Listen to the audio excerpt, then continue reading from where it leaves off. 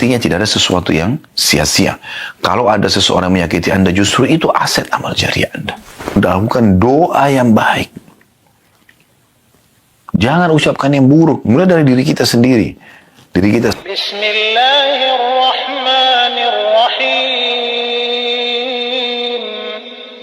Bab memaafkan dan berpaling dari orang-orang bodoh. Bab ini mulia sekali. Tentu berat bagi orang yang tidak menggunakan keimanan di saat dia harus memaafkan orang yang berbuat salah pada dia. Kalau kita berjalan dengan akal manusia, apalagi ditunggangi dengan bisikan-bisikan syaitan, kita akan berpikir, untuk apa saya maafkan? Dia sudah menggibah saya, dia sudah memfitnah saya, dia sudah menyakiti saya, dan apapun alasannya.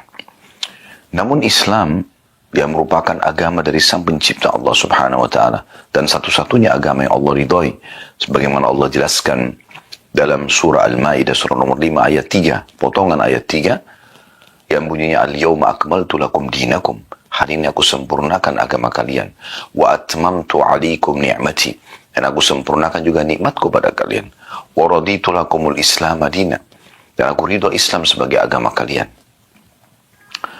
Ini menjelaskan kepada kita sebagaimana Allah perintahkan, justru di saat itu kita disuruh memaafkan. Subhanallah, hasil survei di masa kita sekarang dengan berkembangnya teknologi, ternyata orang yang bisa mengontrol emosinya, orang yang bisa mudah memaafkan dan lapang dada, justru itu yang banyak selamat dari penyakit-penyakit kronis yang banyak menimpa orang di masa kita sekarang. Justru itu yang menjauhkan seseorang dari penuaan dini. Ya. Dan juga hubungan dia dengan Tuhannya Allah Subhanahu wa Ta'ala baik karena Allah perintahkan untuk itu, dan hubungan dengan manusia pun jadi baik. Dan di sini dikatakan bab memaafkan dan berpaling dari orang-orang bodoh. Maksudnya orang-orang yang menggunjing kita, yang memfitnah kita, menyakiti kita, orang bodoh. Mereka itu orang-orang yang tidak faham. Kalau mereka faham, mereka tidak akan melakukannya. Mereka justru sangat bodoh karena mengikuti hawa nafsunya, yang nanti akhirnya Allah akan murka dengan dia sebagai pencipta, karena Allah larang orang untuk melakukan perbuatan-perbuatan tersebut, menggunjing, memfitnah, menyakiti orang lain, dan segala macam jenis-jenisnya, atau jenis-jenis yang serupa dengan itu dari pelanggaran, kayak memukul, mencaci, mencerca, dan seterusnya. Dan juga dia akan merusak hubungan dia dengan manusia. Orang yang dia gunjing, orang yang dia fitnah, orang yang dia sakiti, itu akan membenci dia. Dan orang-orang yang disakitin ini punya masa, punya keluarga, punya teman-teman yang bisa dia pengaruhi juga untuk membenci orang tersebut. Oleh karena itu, apa manfaatnya? Nabi SAW mengajarkan kepada kita banyak contoh dalam kehidupan beliau SAW. Beliau sangat jauh dari emosional, dendam, ya. Kemudian juga putus asa, ya, yang biasanya muncul justru karena permasalahan-permasalahan seperti ini. Jadi seperti orang karena disakitin maka dendam, balaslah kebodohan dengan kebodohan. Nabi SAW tidak pernah lakukan itu. Wahsy saja yang sudah jelas membunuh pamannya di perang Uhud, masuk Islam, membebaskan kota Mekah, Nabi SAW menerimanya. Abdullah bin Abi Syarh, sepupunya Utsman bin Affan yang masuk Islam, kemudian dia menjadi penulis wahyu Nabi, lalu kemudian dia murtad dan dia mengiklankan kemurtadannya di Mekah, dan dia mengatakan semua yang saya tulis dari ayat-ayat Al-Quran yang Muhammad suruh itu saya palsukan. Lalu Nabi SAW mengatakan, sungguh dia telah berdusta, dia tidak mengarang-arangnya karena wahyu menyampaikan itu benar, dia hanya ingin mengacaukan saja. Namun pembebasan kota Mekah juga masuk Islam.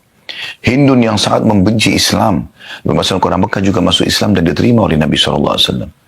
Ada orang Badui pernah datang, menarik dengan keras imamah dan baju Nabi SAW sambil berkata kasar, berikanlah harta Allah yang dipercayakan kepadamu untukku.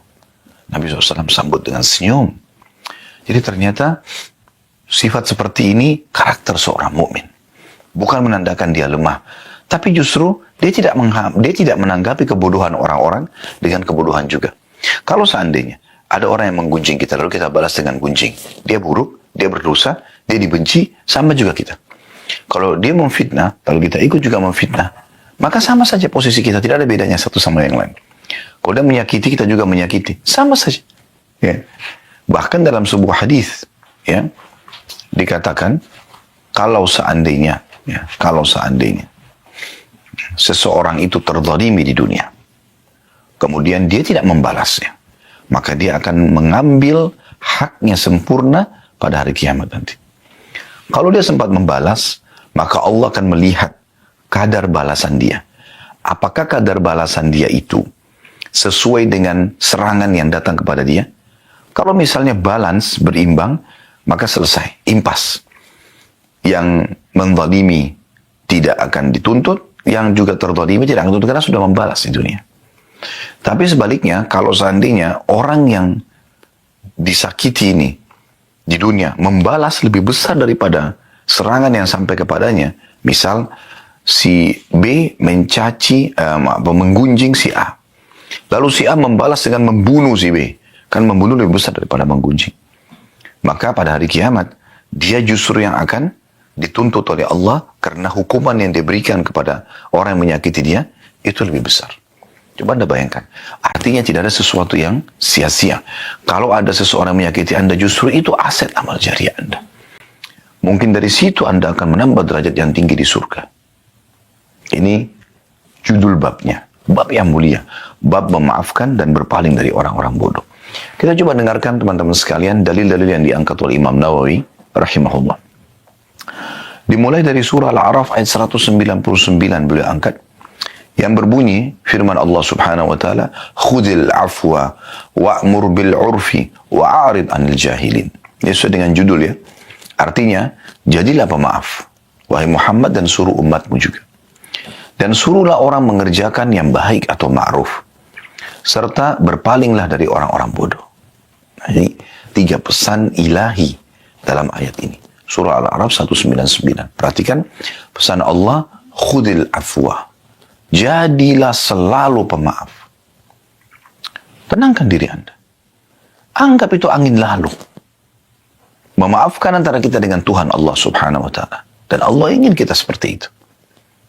Kita akan awet muda. Kita akan jauh dari penyakit-penyakit kronis. Kita dapat pahala. Dan juga kita bisa meraih hati orang-orang justru yang menyakiti kita. Mungkin dia menjadi penyebab hidayahnya. Disuruh dalam ayat ini, atau Allah SWT menyuruh Nabi Muhammad SAW, dan sekaligus untuk orang-orang beriman. Khudil afu. Jadilah pemaaf itu. Pesan yang kedua. Wa'mur bil 'urfi. Perintahkan orang untuk berbuat kebaikan. Ingatkan baik-baik. Yang kamu lakukan ini salah loh. Jangan. Allah marah. Allah larang. Islam melarang. Nanti akhirnya orang-orang akan menjauh dari kamu. Walaupun dia emosional. Kita dengan tenang. Wa'mur bil 'urf. Perintahkan kebaikan-kebaikan. Kalau orang berbuat jahat sama kita, motivasi dia untuk sadar. Yang ketiga pesannya, wa'arid 'anil jahilin. Jauhi orang-orang yang bodoh, berpaling saja. Kalau sudah dinasihatin, kita nggak balas, tetap aja dia sibuk mencari kesalahan kita. Udah arid, tinggalkan saja. Tak usah tanggapin. Ada orang di masa kita sekarang, subhanallah, sibuk. Dia diserang di media, dia balas juga di media. Akhirnya, dua-duanya buruk. Coba Anda ambil resep sederhana. Jangan ditanggapin. Tak usah ditanggapin. Anda punya akun media, Anda tinggal berikan gambaran kalau Anda tidak seperti itu. Selesai. Kalau Anda pun benar apa yang mereka ucapkan, kesempatan itu teguran. Anda jadikan bahan untuk Anda taubat kepada Allah SWT. Anda perbaiki, taubat kepada Allah, selesai. Kata Nabi SAW, at-taubatu jubbu ma qablaha. Taubat akan menghapuskan semua kesalahan yang lalu, termasuk bekas-bekasnya. Artinya, Allah Azza wa Jalla akan, ya, dengan kita taubat, akan memperbaiki keadaan itu. Walaupun tadinya kita salah. Jadi sederhana. Ayat yang kedua, surah Al-Hijr ayat 85. Allah juga memerintahkan Nabi Muhammad SAW, fasfahis safhal jamil. Maka maafkanlah mereka dengan cara yang baik. Nah, ini juga pesan penting ini ya. Safhal jamil maksudnya pemaafan yang baik. Bukan, udah saya maafin. Enggak. Alhamdulillah. Kalau kamu sudah menyadari kesalahan kamu, saya maafin. Tulus dari hati karena Allah. Ingat, muamalah seorang muslim sama Tuhannya. Di depan dia ini hanya sebab-sebab yang Allah datangkan. Ada tetangga yang menyakiti dia, ada teman yang menyakiti dia, pasangan hidup menyakiti dia. Allah mendatangkan mereka-mereka ini sebagai sebab. Seorang sahabat Nabi di Mekah, pada saat lagi disiksa oleh orang-orang Quraisy dan dia kesakitan. Maka orang-orang Quraisy ada yang mengatakan, ya, sesungguhnya kami menyiksa kalian karena kalian berbeda dengan agama kami. Jawaban mereka sederhana. Ketahuilah, yang membuat kalian seperti ini, kata si muslimah, ya, adalah Allah. Allah sedang menguji iman kami. Allah datangkan orang-orang untuk menguji iman kita. Tidak semuanya kehidupan mulus. Ada saja cobaan-cobaan yang datang. Tapi Allah memberikan kita cara. Fasfahis safal jamil. Ya. Maafkan dengan cara yang baik. Rangkul permintaan maaf. Rangkul taubatnya seseorang. Ya. Pengembalian hak Anda walaupun sudah berlalu dengan baik. Ingat, itu perintah Sang Pencipta Allah. Kita bermuamalah dengan Allah Subhanahu wa ta'ala yang selalu menilai hamba-hambanya dan mengawasinya. Sifat Allah Al-Hayyul Qayyum, Maha hidup dan selalu mengurus hamba-hambanya. Raqib, sangat mengawasi dan teliti. Allah itu teliti sekali. Jangan khawatir atas balasan Allah Subhanahu wa ta'ala. Saya pernah menyampaikan kisah bagaimana Abdullah bin Abbas radhiyallahu anhu. Beliau pernah satu waktu menggunakan jubah baru lalu dicaci maki oleh seseorang tanpa sebab. Ketemu di jalan tiba-tiba, mentang-mentang kamu itu keturunan keluarga Rasulullah, mentang-mentang kau sahabat Nabi, mentang-mentang. Abdullah bin Abbas diam, tidak jauh. Orang-orang di sekitarnya sudah jengkel nih, murid-muridnya segala macam. Ini siapa orang ini? Mencaci maki seorang ulamanya, sahabat dan ulamanya muslimin, keluarga Nabi SAW. Ini nggak masuk akal. Tapi karena Abdullah bin Abbas diam, mereka juga diam. Setelah selesai, karena orang itu nggak ditanggapin, maka habis kosakata dia. Kapan pertengkaran dan keributan akan terus berlanjut kalau Anda tanggapin, kan? Karena walaupun Anda benar, Anda juga jadi berubah sikap. Tutur kata Anda tadinya benar, Anda jadi salah. Mata Anda tadinya syahdu menjadi melotot, tangan Anda jadi melayang, kaki Anda jadi melayang, hati Anda jadi panas, kan banyak efek-efek yang tidak baik. Abdullah bin Abbas dengan tenang lalu mengatakan, apa kau sudah selesai? Orang itu mengatakan iya. Abdullah bin Abbas radhiyallahu anhu mengetahui orang ini sebenarnya cemburu dengan jubahnya. Maka dia buka jubahnya lalu dia mengatakan, ambillah ini hadiah dari kami. Lalu dia bilang kepada murid-muridnya, beritahukan alamat kami kepada orang ini, mungkin dia butuh bantuan yang bisa kita bantu. Akhirnya orang itu sadar akan kesalahannya dan kemudian menjadi muridnya. Begitu luar biasanya. Anda masih ingat kasus seorang Arab Badui yang kencing di masjid? Bagaimana Nabi SAW tanggapi? Orang datang ke masjid, buka celana, lalu kencing. Ini bahasa begitu. Tiba di masjid, kencing. Dia udah kencing. Ya. Maka hampir semua sahabat berdiri ingin menghajar orang ini. Ingin menghukumnya. Nabi SAW memberikan isyarat agar mereka tenang. Ya. Kemudian, beliau cuma mengatakan, ambilkanlah satu bejana air. Kemudian tuangkan di tempat dia kencing. Artinya kan dia sudah kencing orang itu. Kemudian dalam riwayat lain kata Nabi SAW sambil mendekati orang tersebut, sungguhnya ini adalah rumah Allah. Tidak layak untuk perbuatan seperti ini. Apa kata orang tersebut? Ya Allah, rahmatilah aku. Dan Muhammad, dan jangan rahmati selain kami. Karena sentuhan yang luar biasa. Memang begitu, seorang muslim menjadi seorang marketing. Produk yang kita tawarkan Islam. Produk yang kita tawarkan Islam. Kita sedang menawarkan Islam kepada orang lain. Menunjukkan bagaimana Islam itu secara akhlak, secara adab, ya, secara keyakinan atau akidah, hukum-hukum fikih yang diterapkan. Kita tunjukkan kepada mereka sehingga mereka bisa mendapatkan hidayah. Itu target kita. Islam tidak pernah mengajarkan pengikutnya, oh ini kafir, benci dia. Enggak, dakwahi dia. Lalu apa kata Allah dalam Al-Quran? Ud'u ila sabil rabbika bil hikmah. Berdakwalah kamu. Yang didakwai siapa? Orang yang masih bodoh kan? Orang yang masih salah kan? Orang yang melakukan pelanggaran kan? Allah mengatakan, berdakwalah hai Muhammad, ya, di jalan Tuhanmu. Bil hikmah, dengan bijaksana, dengan santun dan sopan. Ya. Wal mau'izatil hasanah, dan peringatan-peringatan yang baik. Sebelum Anda berikan ancaman orang kalau tinggalkan sholat akan dihukum begini dan begitu, Anda sampaikan dulu motivasi orang yang mengerjakan sholat. Dapat apa sih? Motivasi agar orang itu kalau jujur mendapatkan apa? Motivasi orang yang bersedekah dapat apa? Orang haji dan umrah dapat apa? Jangan langsung masuk ke ancaman. Targib dulu, tarik orang untuk bisa masuk mendengarkan dan menerima agama ini, baru kemudian Anda ya masuk dalam tarhib, ancaman kalau orang itu sudah tidak mau dengar. Sudah begitu perintah. Ya. Jadi Allah subhanahu wa ta'ala memerintahkan kita agar seperti itu, berbuat baik. Mendakwahi mereka. Lalu Allah mengatakan, wajadilhum billati hiya ahsan. Dan kalaupun kau berdebat dengan cara yang baik. Tetap baik. Bukan cuma itu teman-teman sekalian, kita disuruh berbuat baik di kancah peperangan, di kancah jihad. Musuh sudah keluar dengan senjata. Kata Nabi SAW, kalau kalian harus membunuh, bunuhlah dengan cara yang santun. Bagaimana bunuh santun? Orang main tebas leher, orang main potong, tusuk badan. Tapi maksudnya adalah kalau harus membunuh-bunuh, setelah itu tidak ada mutilasi. Kata Nabi SAW, jangan membakar, karena yang boleh membakar hanya pemilik api itu, Allah Azza wa Jalla. Gak boleh. Gitu kan?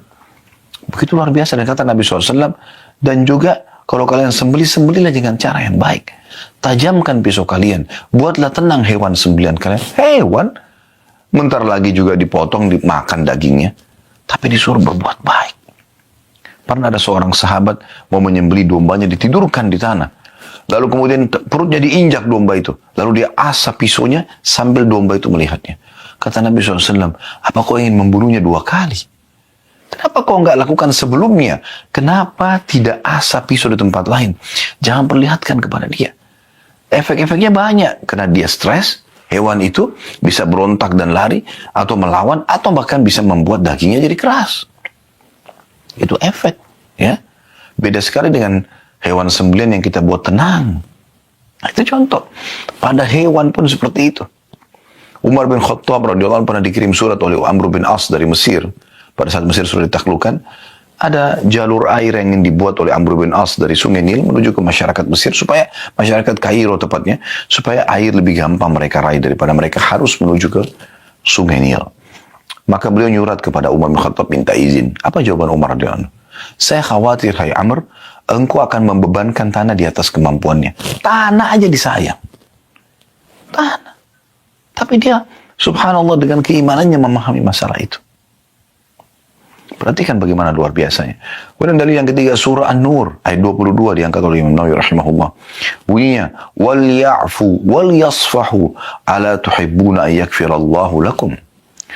Dan hendaklah mereka memaafkan dan berlapang dada. Apakah kalian tidak suka bahwa Allah mengampuni kalian?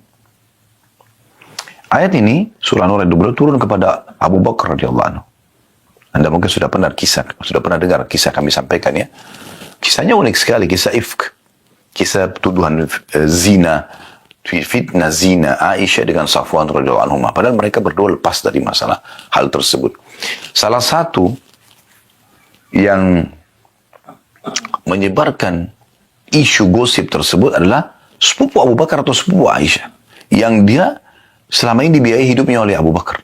Setelah Abu Bakar tahu, Abu Bakar boikot orang itu. Manusiawi. Masa orang ini dibiayai hidupnya, masih keluarga lagi, masih sepupu. Lalu dia menyebarin gosip fitnah itu. Ya. Ada yang mengatakan namanya Muslim bin Abi Muslim, mengatakan kalau salah Marthad bin Abi Marthad ya. Salah satunya seingat saya.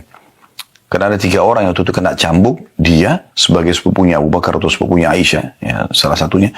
Kemudian yang kedua Hamna binti Jahash, ini adalah iparnya Nabi SAW, ya, saudaranya Zainab binti Jahash. Dan yang ketiga penyairnya Nabi Hasan bin Thabit, radhiyallahu anhu majma'in. Mereka juga ikut sebarin gosip tersebut gitu. Tapi pada saat itu Abu Bakar akhirnya mengambil satu keputusan. Ini orang nggak tahu diri, udah dibantu, ya, masih kerabat, ngapain sebarin gosip tanpa memastikan? Akhirnya Abu Bakar memboikot. Mulai sekarang tidak ada bantuan lagi buat kamu. Apa yang terjadi? Allah subhanahu wa ta'ala turunkan surah An-Nur ayat 22.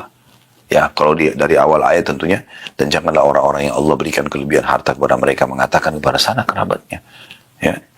Kalau ya, mereka tidak akan dimaafkan. Kita bisa lihat surah An-Nur ya. Saya coba buka ayat lengkapnya. Surah nomor 24, Allah berfirman, Anda bisa buka surah An-Nur, surah nomor 24, ayat 22, وَلَا يَأْتَلِ أُولُو الْفَضْلِ مِنْكُمْ وَالسَّعَةِ أَنْ يُؤْتُوا أُولِي الْقُرْبَى وَالْمَسَاكِينَ وَالْمُهَاجِرِينَ فِي سَبِيلِ اللَّهِ وَلْيَعْفُوا وَلْيَصْفَحُوا أَلَا تُحِبُّونَ أَنْ يَغْفِرَ اللَّهُ لَكُمْ وَاللَّهُ غَفُورٌ رَحِيمٌ. Dan janganlah orang-orang yang mempunyai kelebihan dan kelapangan di antara kamu bersumpah, karena Abu Bakar bersumpah, mengatakan demi Allah saya tidak akan bantu kamu lagi. Ya, kepada sepupunya ya. bahwa mereka tidak akan memberi bantuan kepada kaum kerabatnya, karena orang ini masih kerabatnya, orang-orang yang miskin dan orang-orang yang hijrah pada jalan Allah. Dan hendaklah mereka memaafkan dan berlapang dada. Coba bayangkan, anaknya sudah digosipin fitnah, menjadi sumber gosip yang sangat besar pada saat itu di kota Madinah. Istri Nabi selingkuh. Abu Bakar sangat terpukul. Yang sebarin sepupunya. Bersumpah langsung, Abu Bakar, saya tidak akan bantu kamu lagi demi Allah. Maka Allah menyuruh apa? Perhatikan. Dan janganlah orang-orang yang mempunyai kelebihan harta dan kelapangan, ya, di antara kamu bersumpah bahwa mereka tidak akan memberikan bantuan kepada kaum kerabatnya. Ini orang, ya. Orang-orang miskin, dia juga miskin. Dan orang-orang hijrah pada jalan Allah, dia termasuk hijrah dari Mekah. Ya, orang Mekah ini, muhajirin, dan bahkan ikut di Badr. Maka Allah mengatakan, hendaklah mereka memaafkan dan berlapang dada. Apakah kamu tidak ingin bahwa Allah mengampunimu? Dan Allah Maha Pengampun lagi Maha Penyayang. Ya. Subhanallah, pada saat turun ayat ini, kata Abu Bakar sambil menangis, betul Tuhanku, aku ingin engkau memaafkanku. Maka dia pun membayar sumpahnya, ya. Kemudian setelah itu dia kembali memberikan bantuan kepada sepupunya yang tadi, ya, menyebarin gosip, ya, dan dia maafkan. Dan tentu dia tetap kena hukuman sepupunya Abu Bakar itu, ya, kena cambuk, menyebarin gosip 80 derah gitu. Nah, ini poin yang luar biasa. Kemudian selanjutnya teman-teman sekalian, surah Al-Imran ayat 134 yang diangkat oleh beliau, yang bunyinya wal afina 'anil nas wallahu yuhibbul muhsinin, dan orang-orang yang suka memaafkan kesalahan orang lain, dan Allah mencintai orang-orang yang berbuat kebaikan. Ya. Jadi di sini Allah mengatakan wal afina 'anil nas, yang suka memaafkan banyak manusia, bukan hanya satu orang, ya, banyak orang. Berulang kali terjadi dalam hidupnya. Mudah sekali memaafkan, sudahlah, gitu lah. Tapi tetap, ya, dia akan mendapatkan haknya di sisi Allah Subhanahu Wa Taala. Ya. Dan Allah menyukai orang-orang yang berbuat kebaikan. Kebaikan maksud di sini diantaranya adalah memaafkan orang. Kemudian surah Asy-Syura, ini dari Al-Quran yang terakhir yang diangkat oleh beliau, ayat 43. Yang bunyinya wala man sabara wa ghafara inna dzalika lamin azmil umur. Tetapi barang siapa yang bersabar dan memaafkan, sesungguhnya yang demikian itu termasuk perbuatan yang mulia. Barang siapa yang bersabar gangguan orang dan memaafkan, sudahlah, gitulah. Orang bodoh, orang nggak paham. Maka sesungguhnya, ya, itu termasuk perbuatan yang mulia. Lalu kata Imam Nawawi rahimahullah di sini, dan ayat-ayat dalam bab ini cukup banyak dan dikenal. Kita akan masuk ke hadis pertama, saudaraku seiman, dalam bab ini, bab 75, bab memaafkan dan berpaling dari orang-orang bodoh, hadis nomor 648 dari awal belajar. Betul, alhamdulillah kita sudah mempelajari 648 hadis, bahkan lebih daripada itu, karena terkadang dalam satu urut nomor seperti ini ada beberapa hadis atau beberapa riwayat. Hadis ini berbunyi dari Aisyah radhiyallahu anha. Beliau berkata kepada Nabi SAW, "Hal ata 'alaika yawmun kana ashadda min yawmi Uhud?" Qala laqad lakitu min qaumiki wa kana ashaddu ma lakitu minhum yawm al-'aqabah. إذ عرضت نفسي على ابن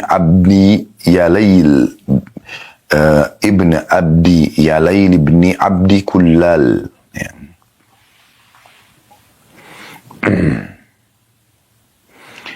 فلم يجبني إلى ما أردت فانطلقت وأنا مهموم على وجهي فلم أستفيق إلا وأنا بقرن الثعالب فرفعت رأسي وإذا أنا بسحابة قد أظلتني فنظرت فإذا فيها جبريل عليه السلام فناداني فقال إن الله تعالى قد سمع قول قومك لك وما ردوا عليك وقد بعث إليك ملك الجبال لتأمره بما شئت فيهم فناداني ملك الجبال فسلم علي ثم قال يا محمد إن الله قد سمع قول قومك لك وأنا ملك الجبال وقد بعثني ربي إليك لتأمرني بأمرك فما شئت إن شئت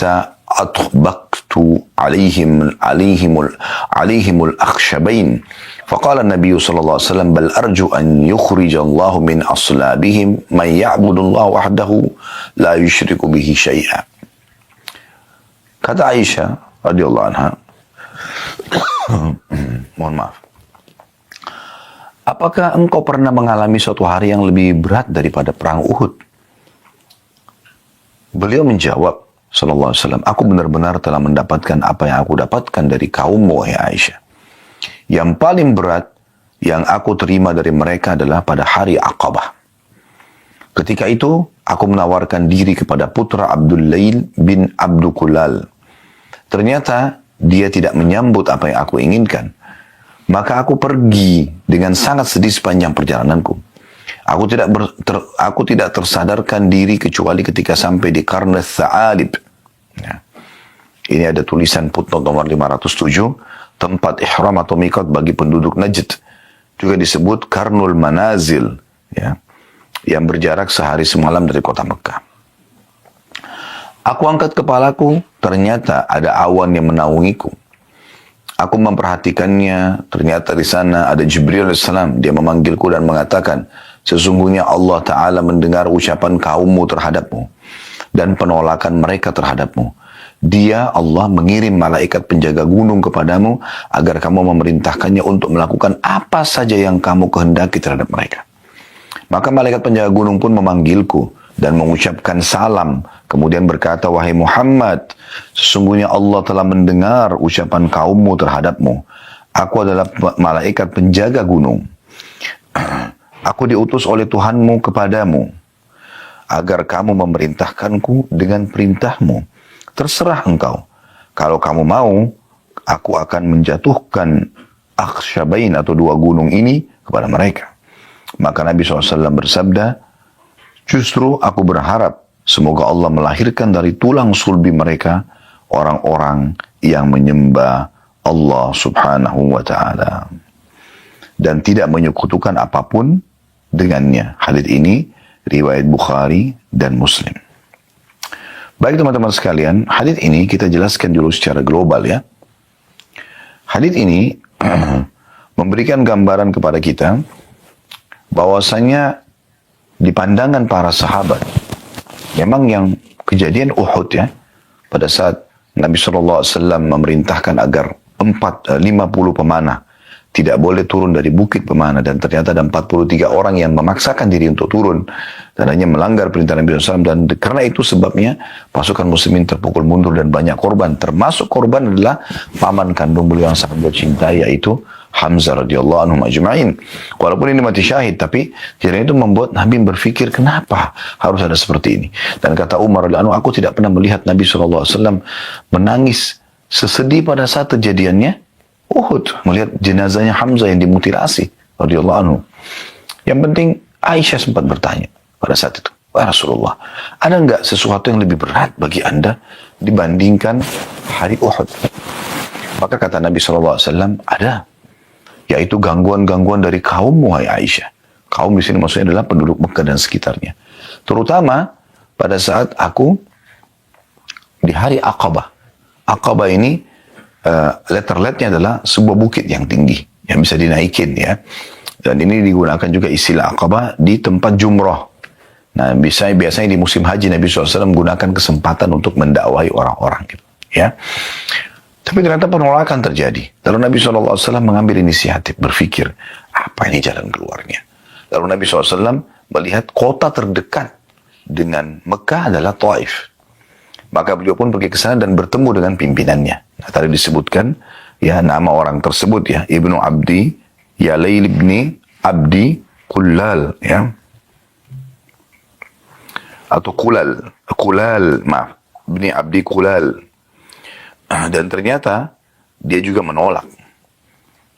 Maka setelah itu Nabi SAW mengatakan, saya pun pergi meninggalkan Taif dalam kondisi saya sangat sedih.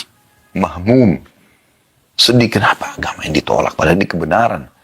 Nabi SAW tidak ingin kerajaan mereka. Tidak ingin apapun dari mereka. Cuma ingin mereka menyembah Allah dan tidak menyekutukannya sedikit pun.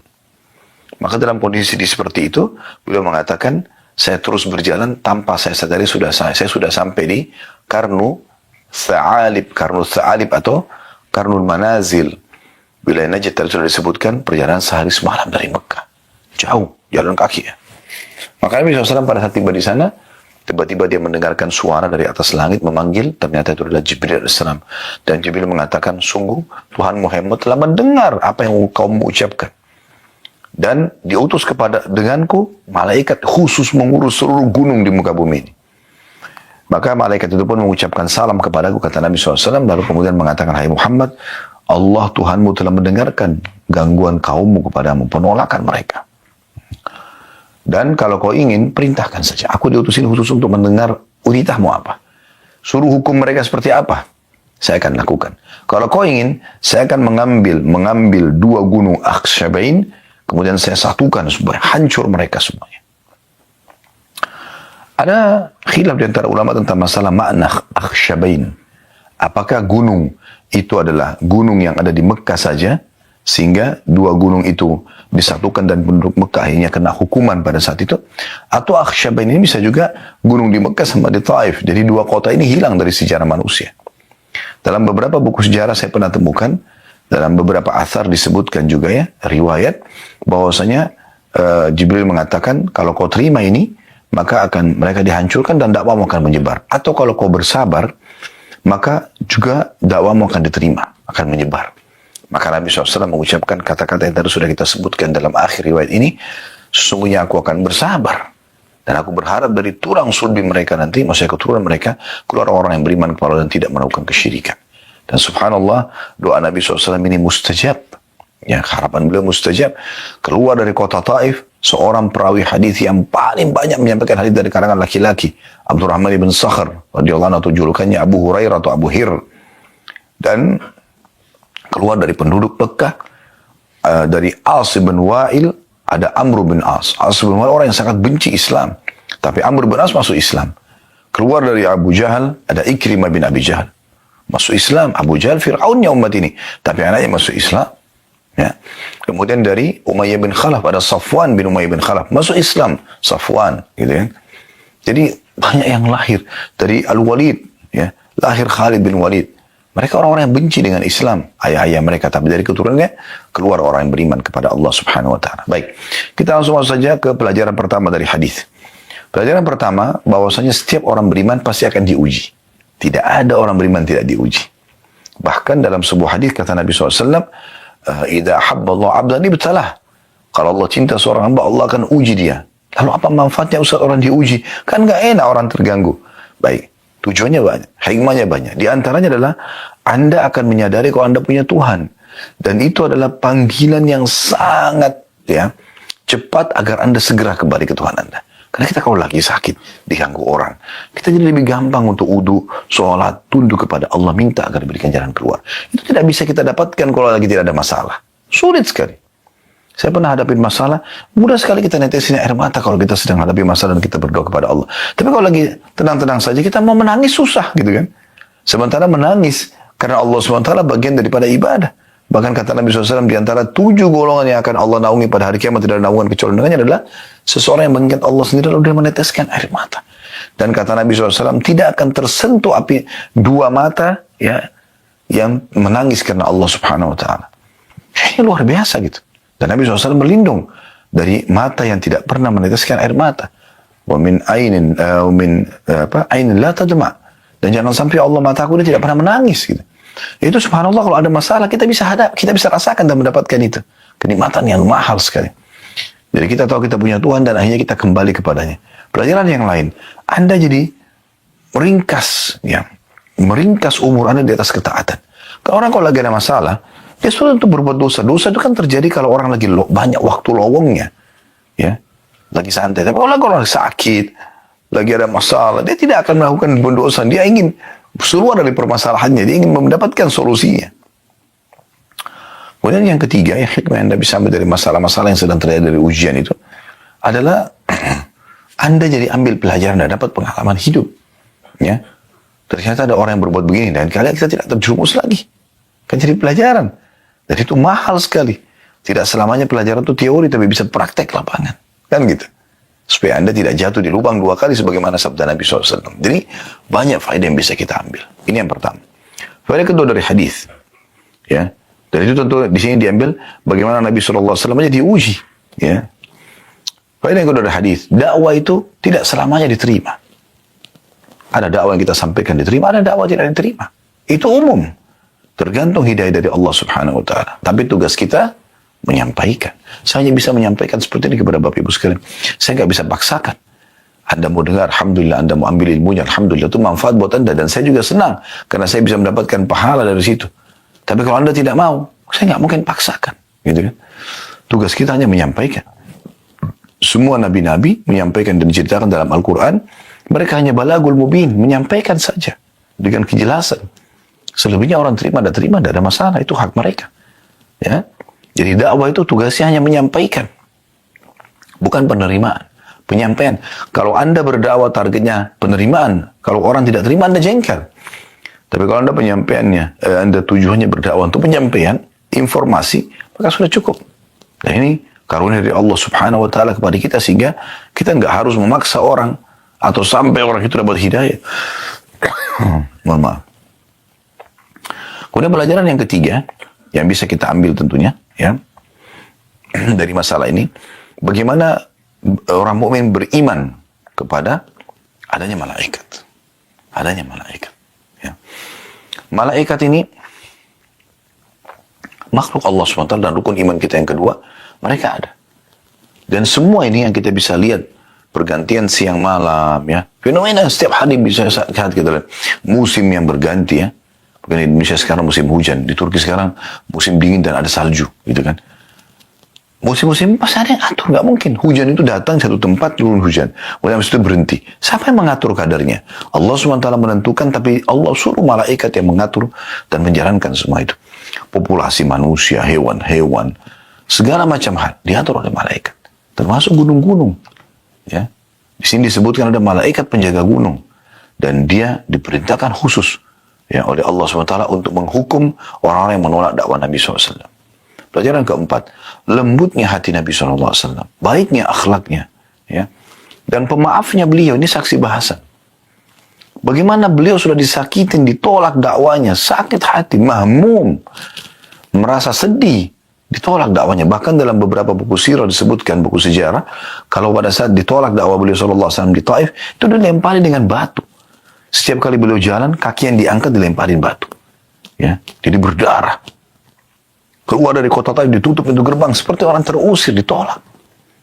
Tapi beliau masih berharap hidayah sampai kepada mereka. Karena bagi beliau ini adalah orang-orang yang bodoh, belum faham. Begitu mulianya akhlak Nabi SAW. Ini luar biasa. Gitu kan? Yang kelima, bagaimana seseorang itu dianjurkan agar selalu mendahulukan doa yang baik. Jangan ucapkan yang buruk. Mulai dari diri kita sendiri. Diri kita sendiri. Ya Allah, berikan aku hidayah. Ya Allah, mudahkan aku supaya beribadah kepadamu.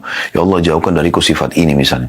Selalu ucapkan yang baik kepada istri, kepada suami. Semoga Allah berikan hidayah. Semoga Allah mudahkan. Semoga Allah begini dan begitu. Kepada anak-anak. Jangan selalu nakal-nakal. Anak-anak aktif. Jangan selalu nakal. Kepada kendaraan kita, kepada harta kita. Kata Nabi SAW, jangan ucapkan perkataan buruk buat diri kalian, harta kalian dan keluarga, sehingga malaikat lewat mengaminkan dan terjadi. Jangan. Ini penting untuk digarisbawahi. Dan ini diambil dari potongan terakhir dari hadis. Bagaimana Nabi SAW mendoakan agar mereka dapat hidayah. Mereka dapat hidayah. Ini penting. Ya.